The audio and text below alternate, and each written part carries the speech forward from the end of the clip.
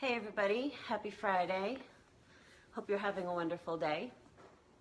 Today I want to talk about addictions and how to break any addiction even when you feel like you've tried and you've tried and you've tried and you've tried and you just can't do anything. So I'm sure a lot of you know that when you try to make a change, sometimes it's hard. Some things in our lives are easier, other things are really difficult. And that's because of the things that we've learned from the time we're a child all the way until we're about 7 years old. We're constantly being programmed by our parents, our environment, our circumstances, and they get stuck in our body on an emotional, mental, and physical level, and we're not able to overcome things later on in life that are all related. The crazy part about it is what I've realized is that the way the psyche works is it continues to bring experiences into our lives. Like I was expressing last night I don't know if you caught my Facebook Live last night, where I was talking about the rattlesnake encounter, that we constantly bring experiences into our lives to heal that wounding. And I believe that addictions are one of them. And we end up with addictions in order to get ourselves into, well, first of all, it's a coping mechanism, right? But it's also a warning sign that there's something really freaking off in our life and that we need to change. And when I say addictions, I don't just mean addiction to substances. I mean addictions to things like shopping or money or gambling or food, whether we're addicted to food or addicted to not eating food. I actually have had both of those before. But there can be any kind of addictions to relationships with people, right? Emotional addictions to those contracts we have with people. And so I read this quote this morning, and it really struck me, and it's why I'm doing this topic today. It's a quote by Elizabeth Gilbert. Huge fan. If you have not read her book, Big Magic, I highly, highly, highly recommend it. So the quote says, "I've never seen any life transformation that didn't begin with the person in question finally getting tired of their own bullshit." So this is actually what's happened to me in my life, and I want to share a story. And this is a drug addiction. So I had suffered from chronic migraine headaches since the time I was 5 years old. And I ended up several years ago, I think I started with this doctor in about 2010. That's over 7 years ago. That's crazy. And she was basically giving me, Vicodin was one of the only things that would knock out a migraine when it was like the worst state I would be in. And she was basically feeding them to me like candy when I would ask for them, because I started taking them more frequently than when I had the migraines. And long story short, I had the addiction for about a year and a half, and there was twice in that year and a half where I knew I had a problem and I had tried to kick it, but just would relapse. And I had a moment in 2011 where I'm sitting at work. This was right before Christmas. And welcome everybody to the broadcast. Please say hi, comment. I'm very, very happy you're here. And let me know if any of this resonates with you. This is Gingy. Hi, Gingy. I know. Oh, don't you just love kitty cats and other animals? They're so amazing. Okay, come on. Do you want to sit on my lap, or where do you want to go? Okay. So, I had this moment at work. It's 3 p.m., and I'm holding a bottle of Vicodin in my hand, and I realized that I had just swallowed down about half the bottle. And it was in that moment that I knew that I had to do something or I was going to die. It was like one of those flashes of realization moments that I just knew. And let me know in the comments if you've ever had a moment like that, where it's just like this sudden awareness that is it.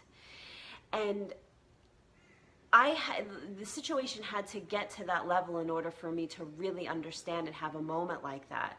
Hi, Rick. Thank you. You're awesome, too. I love you. And I made the choice to stop taking them. And it was about a week later when it was the day after Christmas. And I just quit cold on my own. And I also quit smoking cigarettes in the same day, if you can believe that. Yes, I'm an extremist.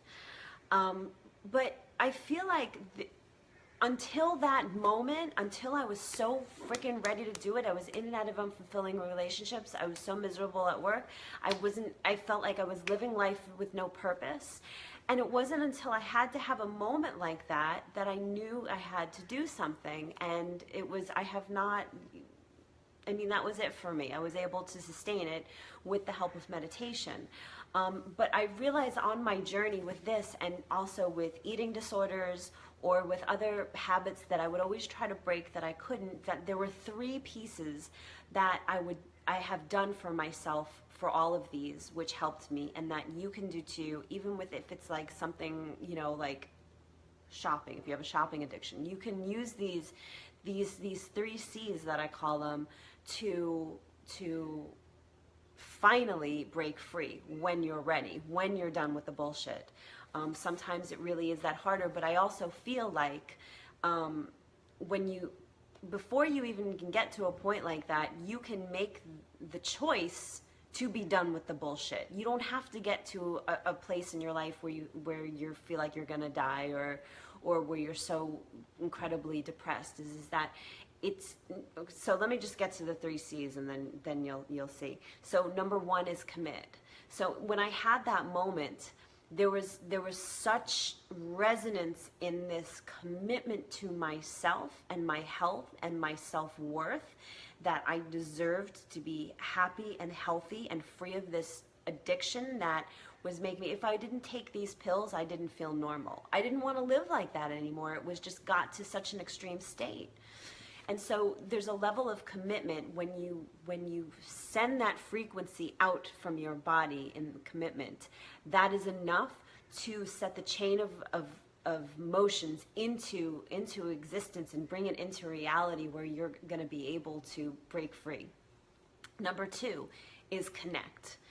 I feel that we can live in 2 states of being. We're either walking around connected to ourselves and our souls, or we're walking around completely disconnected.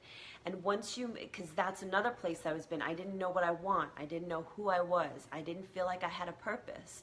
And once I made the commitment to connect back to myself and understand why I was feeding myself with this addiction, because I wasn't super clear on it.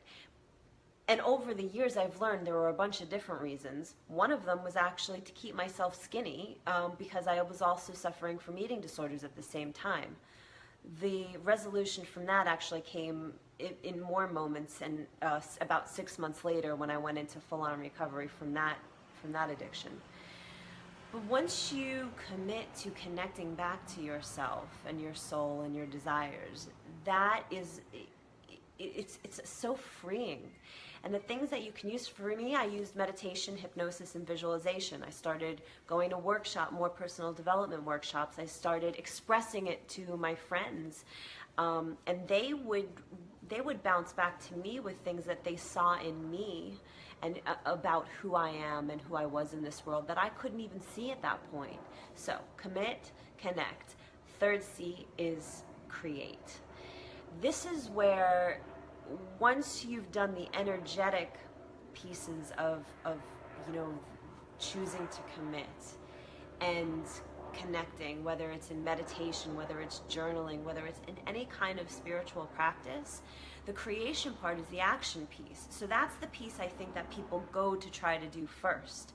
But it's backwards, because you can't start taking new actions until you've started rewiring your brain and your emotions and all of that. So in terms of creating, I've done so many things, and I've got one quick tip I want to share with you in terms of taking action, and it's something I call change it up. So like I said before, a lot of the times our unconscious is so used to our regular patterns. We get up, and I love that Joe Dispenza, my meditation teacher, this is the way he puts it. It's like, you get up, you brush your teeth the same way, you put on your clothes the same way, you eat the same food, you see the same people, you're doing all of the same things. So your body and your mind are so used to the same things happening over and over and over. But once you do something like change it up, and do it in a gentle way for yourself and your consciousness. What I started doing, so the first thing I started doing was I would take a different route to work. And I swear this works. I would see different things, I would experience different people, different roads, different sights in my environment, and just by doing little things of changing up just one little thing at a time that might not be related to the addiction, it's giving the signal that you're changing, and it gets your body more into a space of being open to doing new and different things. Does that make sense? Anybody who's on here, let me know. Give me hearts, give me likes, or comment. Let me know what you think and if any of this is making sense. And of course, if you have any suggestions, would always love to hear what your tips and tricks might be. But anyway, those are the 3 C's of breaking addiction: commit, connect, and create. And it's not just for addiction, it's also for dreams you want to birth into this world. Getting clear on who you are, and getting clear on, making the choice and the commitment to move forward on a dream. That's all you need to do. Stop talking about it and start getting into actually doing it, right? I know we all want to do that in so many areas of your life. So thank you all so much for joining me today. Again, please, if you're watching this after, comment, let me know what you think. Send me a private message if there's anything you want to talk about that you don't want to put on the comment on this video because it is public. I love you all very much, and I wish you a very happy weekend. See you soon.